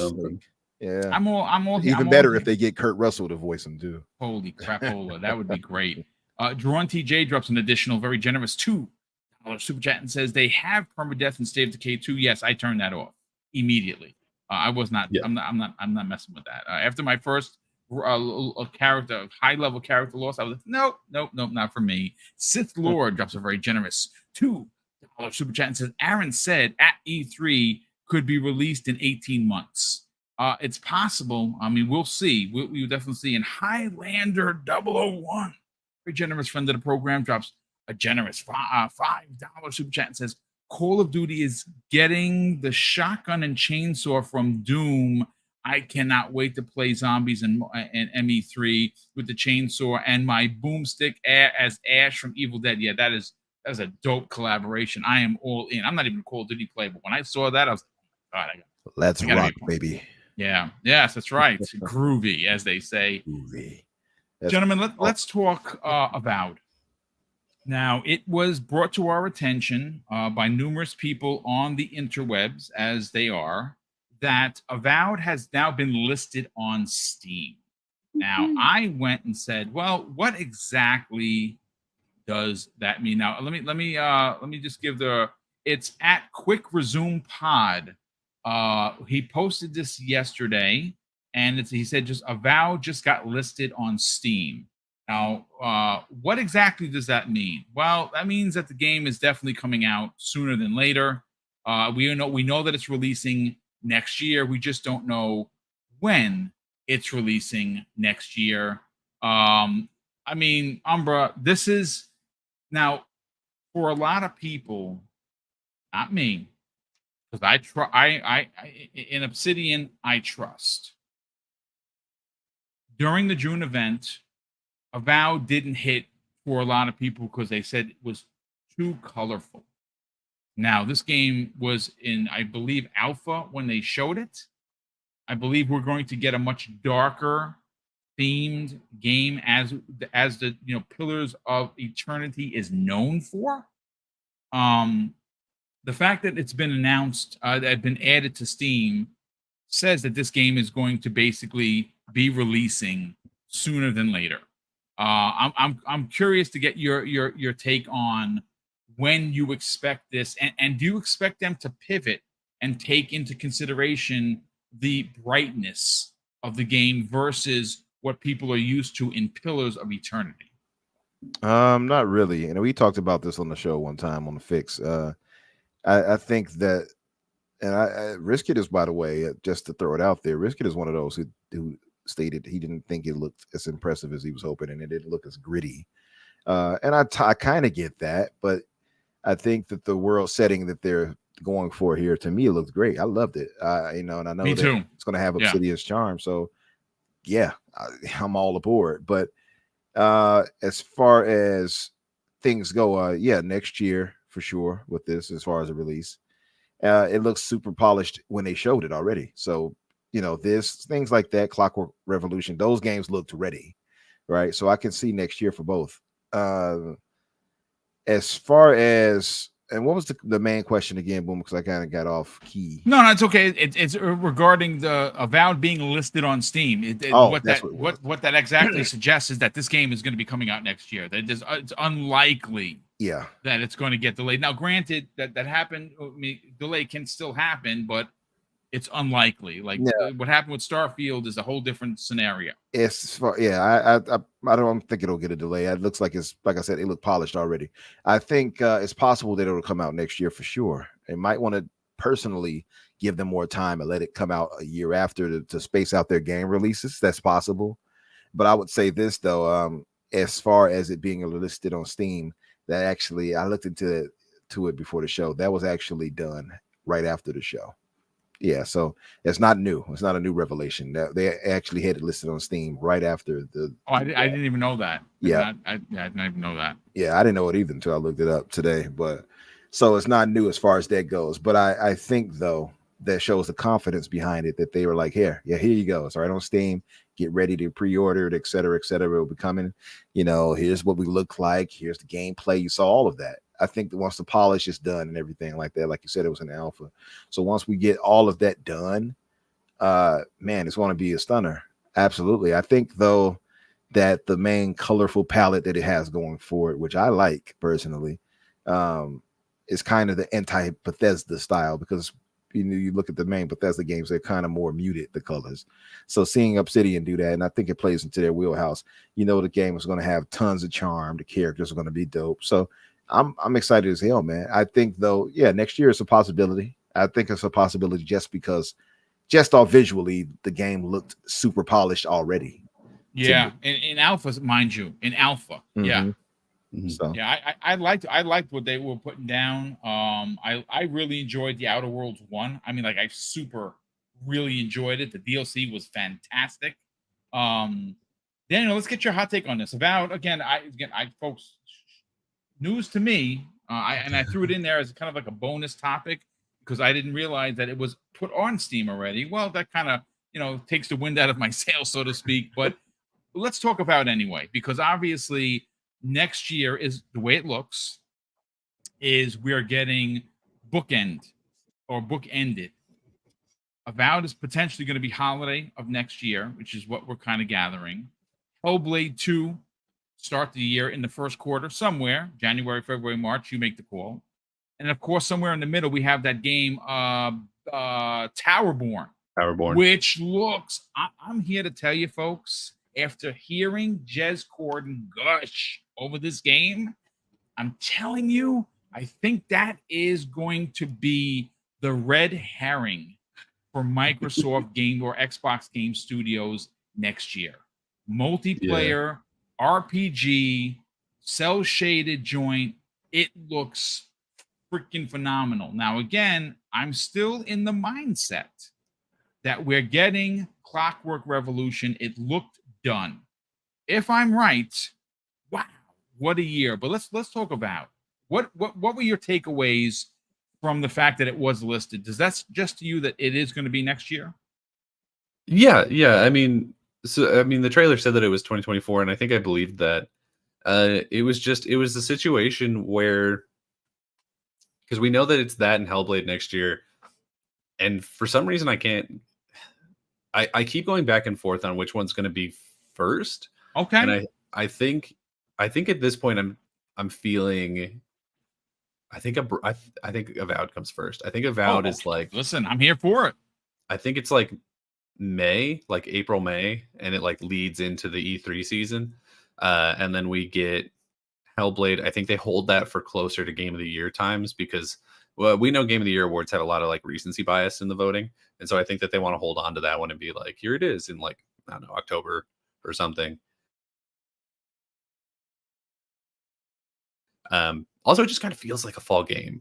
But at the same time, also Hellblade, I would have assumed was farther along than Avowed just by merits of when they were announced. So I don't know. Maybe I'll change my mind. But right now I'm thinking Avowed probably April, May, and then Hellblade 2 in October. And then because they've been saying that they want to have, a game all 4 quarters, right? So I think Tower Board fits that bill. I think we know that that's coming next year as well. I'm pretty sure they said that.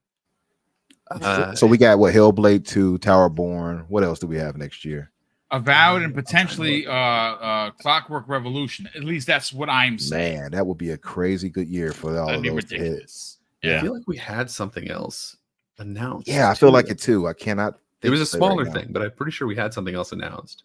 Chat, help us out here. Help us out, chat family. Chat usually knows more than we do. If you don't help us out, we hate you forever. No, what is the other game? The other first party game? Because I know it's the one that's there. I'm with you. I just can't remember. I'm seeing Stalker 2 is in there, but that's not first party. Not yet. Anyway, until they announce they purchased the studio, then it'll be first party. Because I think that is one of the studios they're going to. I think they should absolutely pick up without a doubt. South of Midnight is not one for planned for next year, though. No, right? no. I mean that game they didn't even show us anything for. I mean, to be fair, that team's been working on this game for a minute. You know what I'm saying? So it wouldn't surprise me if we got that, but. I don't think you get South of Midnight, which looks so good. I mean, the animation style looks bananas good, and a Clockwork in the same year. I don't know, man. Gee whiz, it's crazy. I think Oliveira in the chat. I think that's the one I was thinking of. Is Flight Sim 2024 comes out. I don't know if that's a new game or if it's a big update or what. I'm still confused on that, but I think that might be the one that I had sort of stuck in my head. Okay, so Flight Sim 2024 obviously makes Flight Sim 24. It's going to come out in 2024. Makes sense. Yeah, it's pretty much got to come out in 2024. You put the year on it, you can't really delay it out of the year. Right. So we know that there's those, and I wouldn't be surprised if we got a couple of other things because there's nothing from Bethesda in there, and we just saw their roadmap is like they got all kinds of stuff. I think that maybe next year from Bethesda they kind of chill it a little bit because they kind of carried this year, to be honest. Mm-hmm. So maybe we get like one of those remasters or remakes or whatever that they were talking about, like the Fallout 3 or Oblivion, whichever one of those was first on the timeline. Give me one of their classic remakes that we know thanks to the leaks are out there. Oblivion remake, yes, please. That would be dope. So I think that's probably pretty likely. I thought Avowed looked really good. I know that there was the concern about like, oh, it looks really colorful, but I don't know. They showed a lot of different locations, and it was really just that one that was like super colorful, and it was all like mushrooms and stuff, and it looked kind of it was like in a forest. Yeah, okay, big deal. That's and I was location. Like, I don't know, man. Like that might just be that one location. I haven't played is it the Divinity? No, the Pillars of Eternity games. I haven't played those, so I don't know if that's like normal for that universe. But whatever. I don't know. It looks really good to me. I'm excited for a game like that. I really liked. That's what they're doing here. Is like this is their Skyrim. So yeah, I'm down for this 100%. Whatever time next year comes out, I will be 100% prepared for it. So that makes two of us. That absolutely makes three of us, I should say. Yeah, for sure. I was just happy to see too, by the way, that they kind of went away from their wheelhouse. Same thing with with Clockwork Revolution, with an Exile, stuff like that is good to see. You know? It's something. I think we're all in agreement that we'd love to see a coalition do something like that, like go out of their gear warehouse. 343 go out of their comfort zone with just telling a Master Chief story. Mm-hmm. I would love for them to take a horror element to Halo. I'd love to see a smaller game. Make it a 10-hour, 12-hour experience by a small team. And let it be not about a Spartan. Let it be about a scientist on Zeta Halo. That particular scientist worked on the Flood, and that's we're gonna get a up close and personal story on the Flood and how you got to find weapons and make it to where they're gonna pick you up. I think that would be so freaking dope, and it would be it'd be Halo, but it wouldn't be Halo. I love when studios do that, but. It would be Halo. I would love to see in a different sort of genre. I think honestly, I'm surprised they haven't done more of that. Like they've done Halo War. Yeah, Halo Wars was great, 1 and 2. They should pick up the That franchise is studio. how important it is to Yeah. Halo. Mm-hmm. Yeah. Yeah, the universe is ripe for them to do that. The IP is just Absolutely. they're doing a 1000%. disservice to the IP by doing it. They could be milking in so much more money if they had stuff like like you pointed out, the spin-off of horror game or something.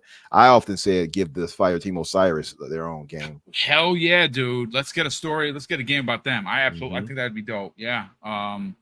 Listen, let's move on to the last topic. Obviously, it's the headline topic. We saved it for last because it's one of the biggest ones. I think we had an amazing conversation. I want to talk about Doom, and I want to talk about it from both two sides of the coin here. One, Doom Year Zero that's all we know, right? Or it looks, well, it's going to be Doom, right? We don't know where in the timeline it is. Is it a remake of the original told in the 2016 type of presentation, or is it a follow-up to the second one? I mean, I could take a guess based on the name. If it's called Year Zero, my assumption would be that it's like first contact with hell, like the start of that war. Yeah, could very well be. That's amazing, because the story that we were already told in 2016, where they rebooted the series, and of course the follow-up, they were amazing. But this sounds dope. But you see, I also want to talk about Umbra, the fact that this is going to be another monster Bethesda joint that is exclusive to Xbox and PC. Exclusive. And I you know what? I'm sorry not to be a slanderous prick. I'm so happy that game is not going to PlayStation, because PlayStation has kept so many games away from Xbox. Now we're starting to see what happens when you spend nearly $8 billion on a publisher. And in a couple of years, when Call of Duty is dropped into Game Pass along with everything else that they're working on, that is what $70 billion is going to look like. But I want to bring it back into Doom.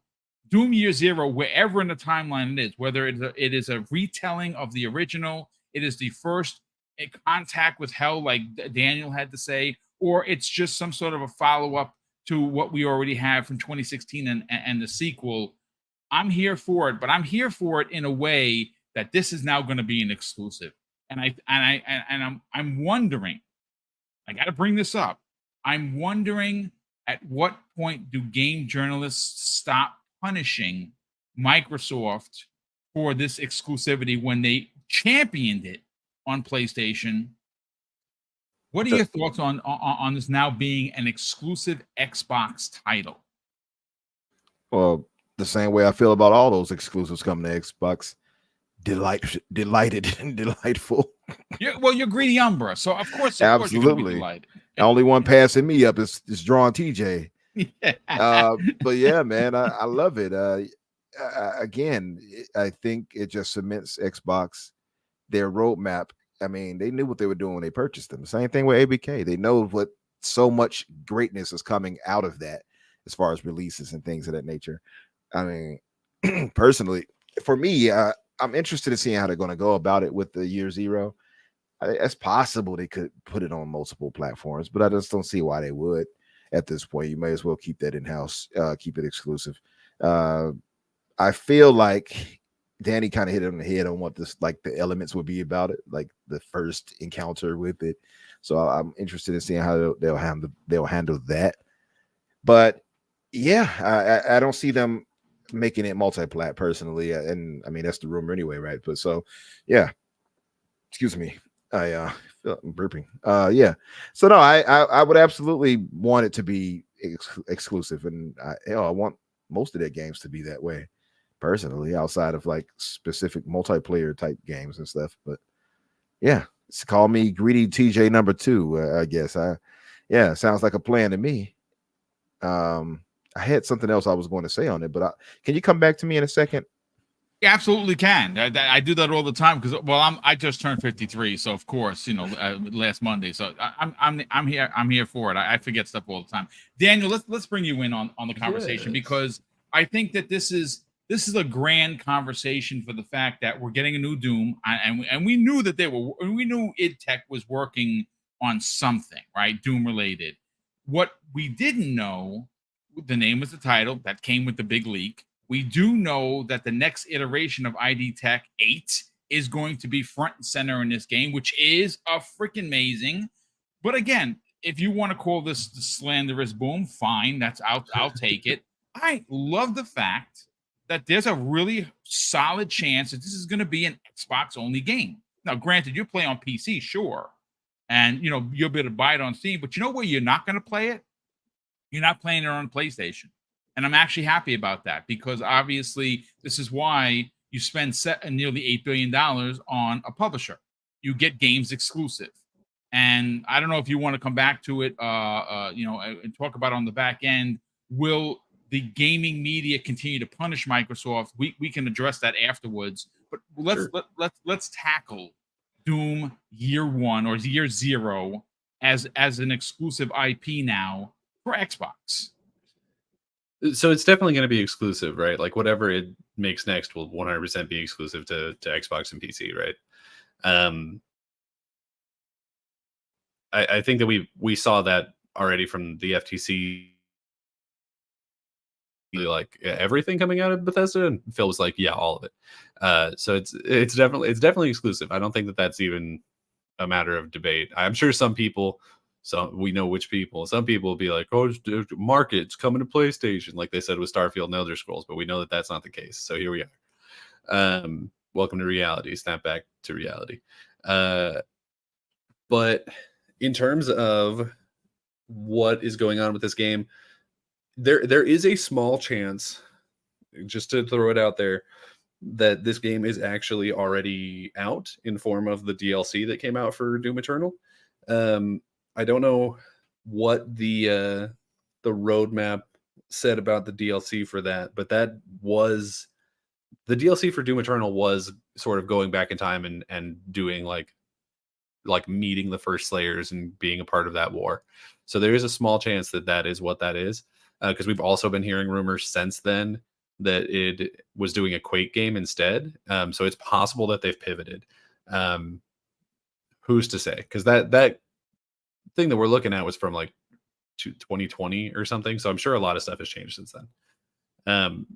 But id Tech is definitely working on something right now, and has been for a very long time. If it is a new Doom game, then we know it's going to be stellar, because they're like the best in the business at what they do there.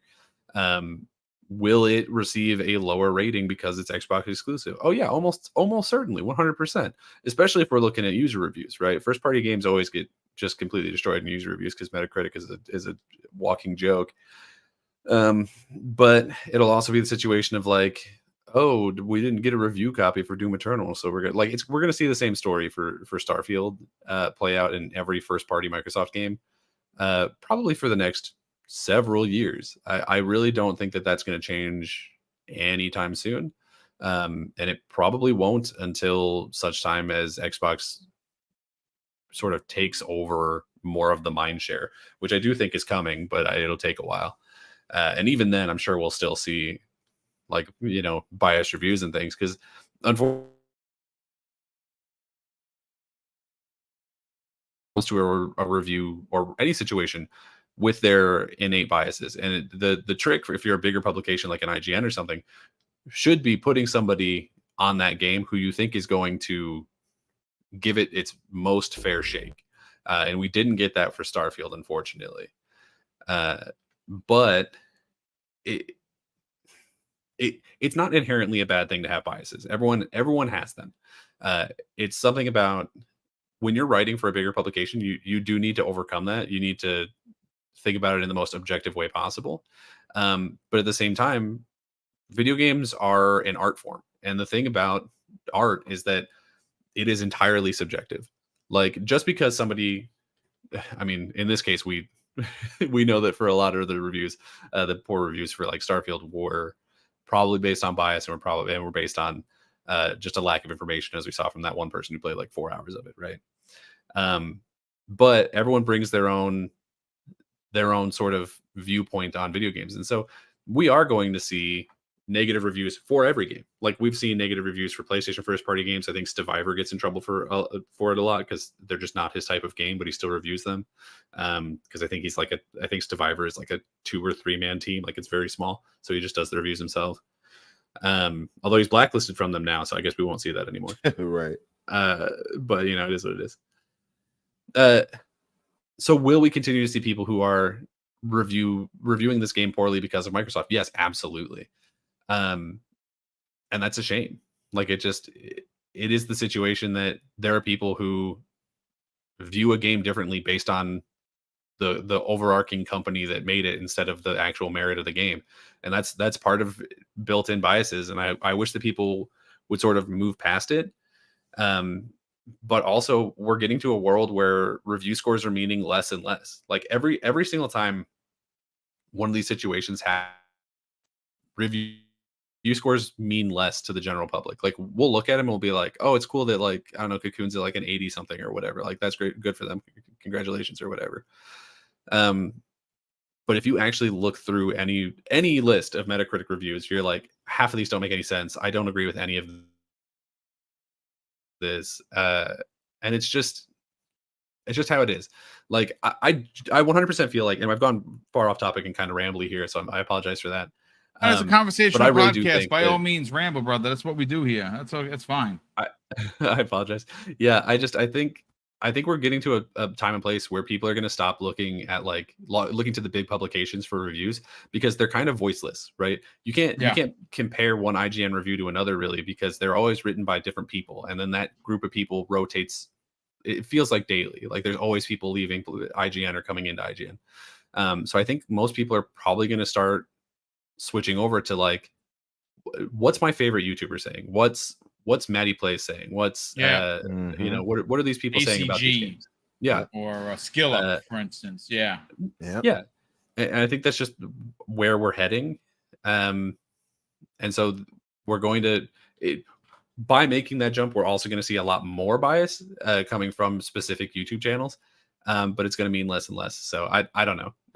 Like we already know. Yeah. We already know that Microsoft has stopped using Metacritic scores as a way to like control people's bonuses and stuff because it just doesn't work out. I think the last time, I'm glad they did that. Yeah, absolutely. Yeah, like I think the last time that we heard about that being a thing was for Fallout New Vegas. I think people have pretty much stepped away from that because it's just not a fair thing. Because any judgment of art is inherently subjective, and there's going to be people who love something 10 out of 10 and people who hate it like 3 out of 10 for the majority of games. Because there's really, unless you're looking at strictly performance or like graphical fidelity, there's really no objective way to judge like, how does this game feel? How does this game look? You know what I mean?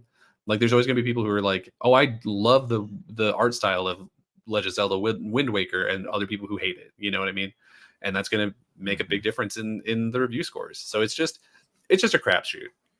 It is. And it also, I think something we kind of overlook is the fact that if you've been paying attention on Twitter, you will see somebody like an IGN or a GameSpot where they'll keep showing, oh, we gave Starfield a 7. Hey, come over here. Yeah, GameSpot, I think, tweeted that 14 times. Exactly. It's ridiculous. So outside of them giving crappy reviews, it's the fact that they know that it's clickbait worthy and it'll get them, attention and traffic. So we have to worry also if you're really focused on that type of stuff. And for me, I've explained why I am, and I'll explain why, but you have to worry about that just because they might not even feel that way. They're just going to give it that type of score because it's a big release and they know that will bring them eyes and attention, right? Yeah. Clicks. But for me, the only reason I care is because I think integrity matters. And I think that it's unfair that these developers put all that time into making something only for some clown to sit there and trash their work. You know what I mean? Yeah, it really does. And it really bothers me. So it's like, I want fair, like as fair as you can be. And you're right, Danny, it's all subjective at the end of the day. So sometimes maybe they are trying to be fair, as fair as they can be. Right. Yeah, like we were talking about it at the top of the show. Like you really love Cocoon, but it didn't vibe with Boom, right? So like your review scores would probably be largely different because you would be talking about what your own personal taste in this video game was to a certain extent. Like if you don't like a game, you can still see the positives in it, but at a certain point, like it's just going to be, this was not a game for me. Right. And if you're a bigger publication and you put somebody on a game who that's the reality for them, they just don't like that game. Then first of all, you probably shouldn't have put it on them, right? Like you should probably know what kinds of games your reviewers like before you stick them on it. Yep. But secondly, it's just like, that doesn't necessarily mean that their review is wrong. It just means that like their opinion is outside the norm. You know what I mean? Yeah, that's true. But I will say to your last question, Boom. So you had a double question, I believe it was. Yes, I do you did. think Double-edged sword, if you will. Absolutely. And the second was, when do you think is going to change as far as how they approach Microsoft in the future? I think you almost feel like they're being punished for investing, for competing as the journalists asked them to do. Microsoft, why don't you compete? Well, right. How you compete is you buy things and you take that talent and you make it your own. It's just business. Yeah. So, but we heard Peter Moore say that on the Iron Lords podcast. When you're the challenger brand, you have to buy your way in because you have to upset the industry in order to make a foothold. Which they did with Game Pass. Absolutely. And they're doing right now with the purchase of ABK. And they intended to do by jumping into the gaming by buying Square and Nintendo. So absolutely. Yeah. Now, I mean, what bigger splash can you make than that? But and when Apple and Google start coming into the game space, expect them to upset the industry twice as much. I expect Sony to be one of the first acquired. But but beside that, I think it can change to that question. Not as far as the reviews necessarily, but just the general favorable review or view of Xbox platform, because I think it's a very specific anti-Xbox kind of thing amongst a lot of these guys, because a lot of these guys are PlayStation gamers. Let's just be real. And I think that no matter how hard they might try to, fight that off, that urge, well, I'm neutral. No, you're not. I don't think anybody in this world is neutral to anything. You have something you prefer, and that's not wrong. I'm just saying I don't think there's anybody who's just like, I don't care, I'm console agnostic. I don't believe that.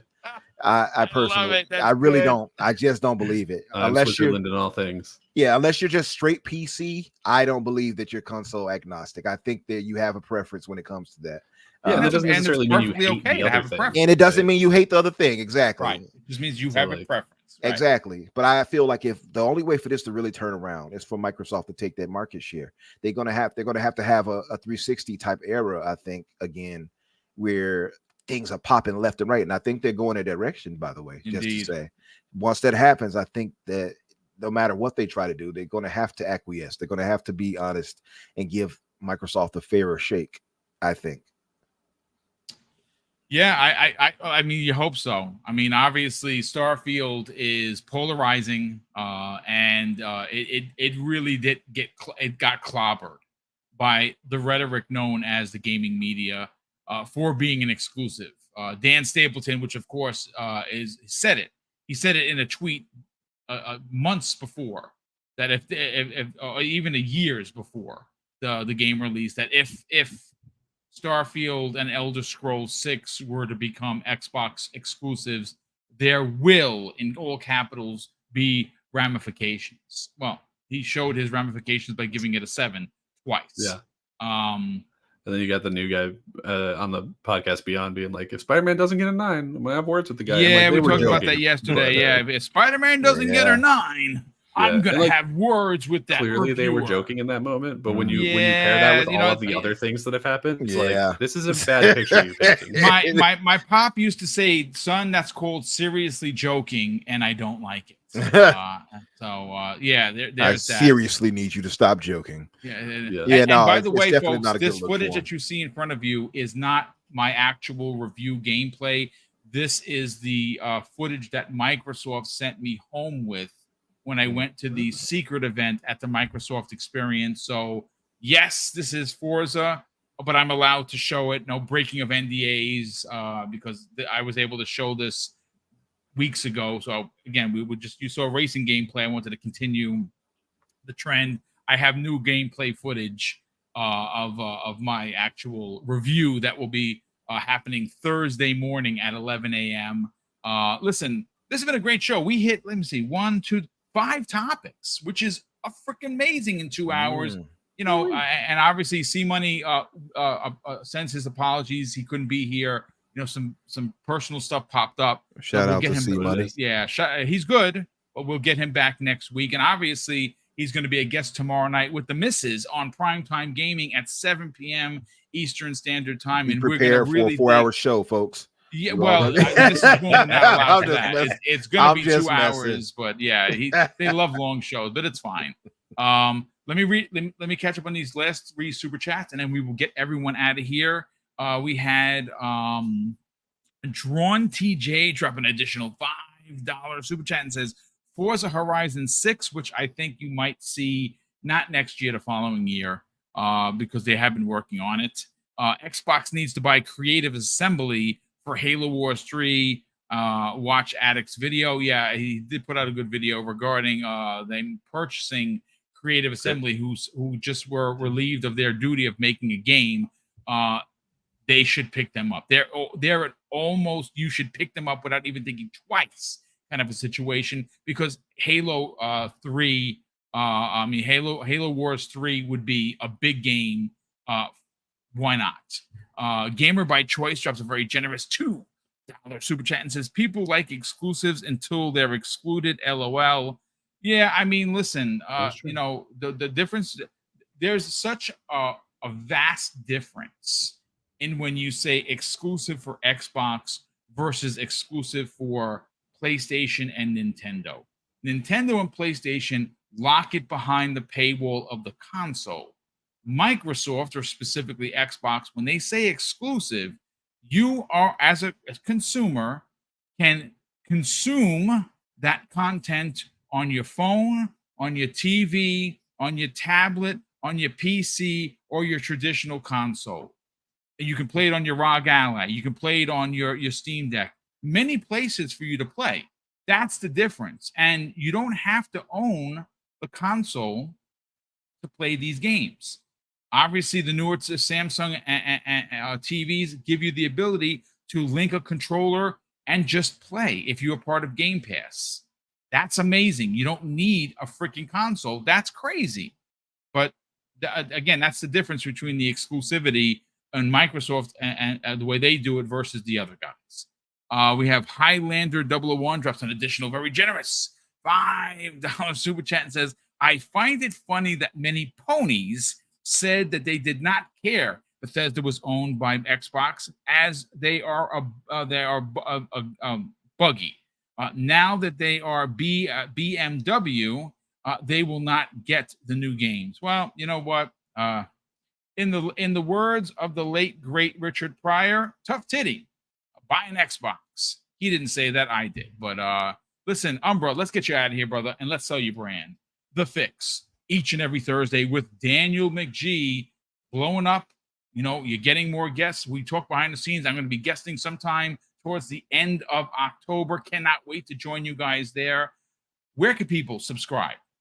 Yes. And more importantly, reach out to you on social media. As far as social media, the X or the Twitter, or whatever they want to call that thing nowadays. Of course, you can find me Infinite Umbra or Umbra Infinite. As far as the podcast, I'm going to share that link in 1 second. I wasn't ahead of the game there, unfortunately. I want to thank the chat, as I posted a minute ago. Thank you all for being here and holding us down. The Fix, we go live at 8 o'clock, 8 o'clock Eastern on Thursdays. So come by and, join us and show us some love. And we love chatting with you guys in general. And I typically do address the audience, and sometimes we'll often read what you guys are saying and out loud, address it. I feel like it's kind of like a group thing, because I never look at anything like I'm just knowledgeable on everything and you guys don't know anything. I don't look at it like that. I look at it like I can learn from you all too, and I do. Yeah. So that's why I appreciate you all in the chat for always, giving knowledge too, because sometimes I learn from you all to something I might not have known. If I ever gave off the impression that I know it all, I'm sorry, I don't. But I am willing to learn too. It's a learning process. I look at it as all of us as gamers just coming together to talk, and like we in the Xbox party, you know what I mean? So yeah, you guys, thank you all for being here. Thank you, Boom, of course, for having us. And come by and support us on the Fix, guys. I'm going to post that in the chat. Absolutely, please, by all means. And Daniel McGee, let's not only sell the brand of the Fix, let's sell your brand over on your YouTube channel. Obviously, you've done a lot of really very interesting work regarding rewriting the DCEU. You've come up with some good theories and thoughts about how to fix Halo. I know you got a lot of hate for it, but I actually was there for it. Not too much. Not as much as I thought. It was pretty well thought out. Sell it, brother. Where can people subscribe to your YouTube channel? And more importantly, reach out to you on social media. Yeah, you can find me on Twitter at Daniel J. McG, or at my personal YouTube channel of Daniel McG, or every Thursday on The Fix with Umbra, as we told you earlier, or upstairs in my upstairs neighbor's apartment, breaking my foot off in their ass if they don't knock it off. You're gonna fix? Hope that give them a fix, huh? No, you're gonna give them a fix, all right. Right up to you know what. Well, listen, the guys, thank you so much for being a part of this chat. We had well over 500 people here today. That is absolutely astounding.